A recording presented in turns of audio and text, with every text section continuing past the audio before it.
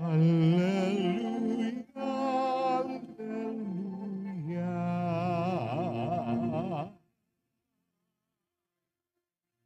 Hallelujah, hallelujah.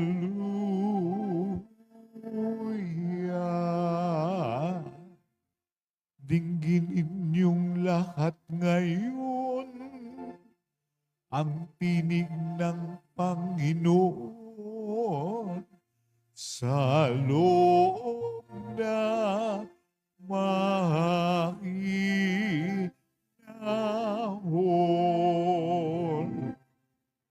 Hallelujah, hallelujah.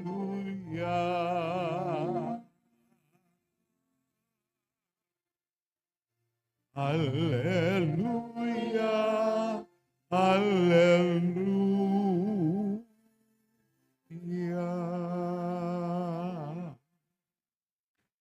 Sumainyo ang Panginoon. At sumayo rin. Ang mabuting balita ng Panginoon ayon kay San Mateo. Papuri sa iyo, Panginoon.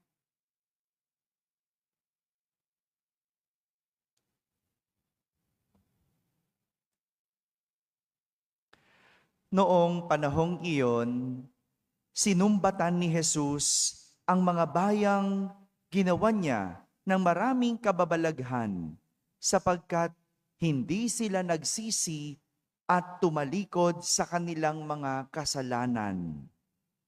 Kawawa ka, Corazin, kawawa ka, Bethsaida, sapagkat kung sa Tiro at Sidon ginawa ang mga kababalaghang ginawa sa inyo, malaon na sanang nagdaramit ng sako at nauupo sa abo ang mga taga roon upang ipakilalang sila ay nagsisisi.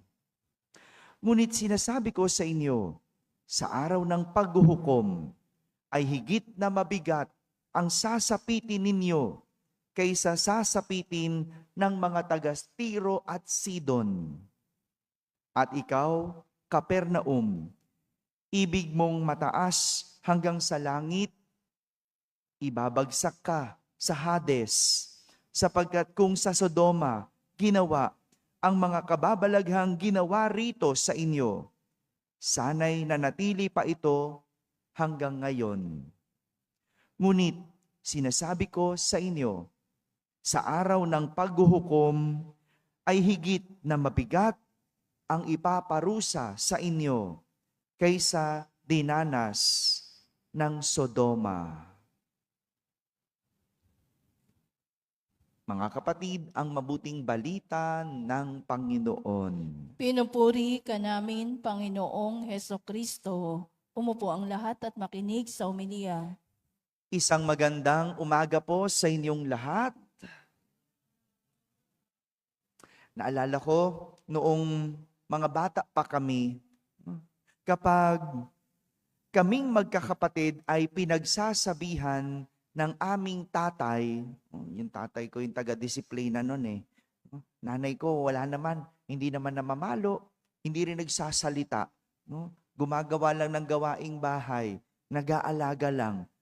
Tuwing kami ay pagsasabihang magkakapatid, bago kami gumawa ng kasalanan, yung tatay ko laging nagbibigay ng babala o warning kung ano ang aming sasapitin. Sasabihin niya, kapag may marinig akong nagmura, sisilihan ko ang bibig. Sasabihin niya sa amin, subukan niyo mag-away magkakapatid. Sa labas kayo matutulog. Ganun yung tatay ko, no? Okay, sasabihin niya, ang hindi gumawa ng assignment, hindi pwedeng maglaro. Ganyan din ba kayo? Bago gumawa ng kasalanan ang inyong mga anak, sinasabi niyo ba kung ano ang kanilang sasapitin? Sige, subukan mo. Subukan mong gawin yan, makakatikim ka. Di ba? Mga ganyang salita, di ba? Ganun nung araw di ba? Kaya nga, bago pa namin magawa yung pagkakamali o pagkakasala, pwede na namin itong iwasan. Mapag-iisipan na namin kung itutuloy pa namin, kung gagawin pa namin. Mga kapatid, parang ganito yung sinasabi ni Jesus sa mga bayan ng Corazin, Bethsaida at Capernaum, nang minsang sumbatan sila ni Jesus. Matapos kasi gumawa ni Jesus ng milagro, matapos niyang gumawa ng maraming kababalaghan, matapos niyang magpagaling ng maraming may sakit sa mga bayan na yon, matapos niyang gumawa ng kung ano-anong kadakilaan sa mga taga-Corazin, Bethsaida at Capernaum, hindi sila nagbago. Kaya nga, sinumbatan sila ni Jesus at sinabi, kawawa ka Corazin, kawawa ka Bethsaida. Sapagkat kung sa Tiro at Sidon, ginawa ang mga kababalaghang ginawa sa inyo, malao na sanang nagdaramit sila ng sako at nauupo sa abo bilang pagkilala na sila'y nagsisisi. Kung papakinggan ang mga salita ni Jesus, may kasamang panghihinayang, yung kaniyang panunumbat. Nanghihinayang siya na sapagkat doon pa siya gumawa ng kababalaghan. Doon pa siya nagpagaling ng maraming sakit. Sana kung sa Tiro at Sidon niya ginawa ang mga bagay na yon, sana nagsisi sila at nagbago. Bakit naman hindi ka manghihinayang matapos gawin lahat ni Jesus sa kanila? Matapos niyang ibigay ang lahat, wala naman palang nagbago. Patuloy pa rin sila sa paggawa ng kasalanan. Hindi ba nakakainis yun? 'Di ba? Nakakainis yung binigay mong lahat pero nauwi sa wala. Pinaghirapan mo, tapos wala kang napala. Nakakainis yun, di ba? Yung ipinangutang mo, sa huli, hindi rin pala makakatapos. Ano mararamdaman nyo? Masakit? Ano pa? Pwedeng magalit, pwedeng manghinayang, no? Naubos yung pera mo. Ibinuhos mo sa anak mo, tapos hindi nakatapos. Walang nangyari. No? Nakipagkaibigan ka, pinagkatiwalaan mo, tapos sa huli, sisirain. Di ba? Pwede kang magalit, pwede kang manghinayang, pwede kang magdamdam, pwede mong sumbatan. Lahat yon posibleng madama ng isang taong nagbigay ng lahat, pero walang kinapuntahan.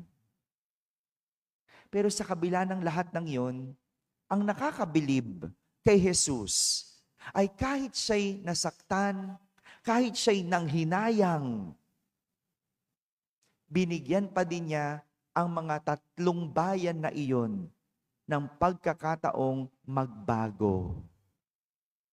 Kaya nga, ang babala sa kanila, sa araw ng paghuhukom ay higit na mabigat ang sasapitin ninyo kaysa sasapitin ng mga taga Tiro at taga Sidon.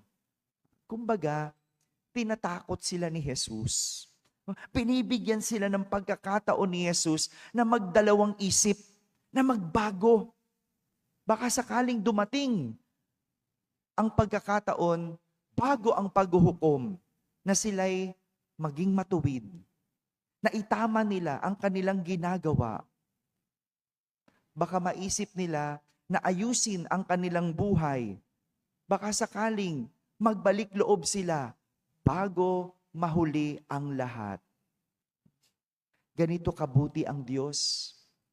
Siya nang nasaktan, siya nang nagbigay, siya na ang nanghihinayang, siya na ang ginawa ng kasalanan, sa huli, siya pa din ang magbibigay ng isa pang pagkakataon para sila ay makabawi at magbago.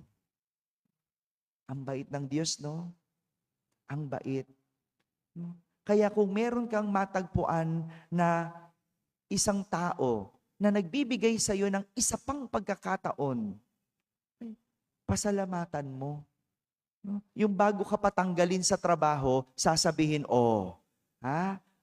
pag hindi ka pa pumasok, pag hindi mo ginalingan, pag hindi mo inayos, tatanggalin kita sa trabaho. Hello? May kilala ba kayong ganon? Na hindi na pumapasok sa trabaho? May kilala kang ganon, Romel? Ayaw nang pumasok sa trabaho? No? Ako pa maghahabol? May kilala kang ganon? Pagkakataon na yan eh. Hindi pa ba yan pagkakataon? Pero pag tinanggal mo, iiyak-iyak. Pag tinanggal mo, magdadamdam. Diba? Yung mga anak nyo, sabihan nyo. Kung ayaw pumasok, sabihan nyo, anak, pumasok ka. Bago mahuli ang lahat. Anak, mag-aral ka. Magbago ka na. Hanggat may pagkakataon pa. Di ba ganon?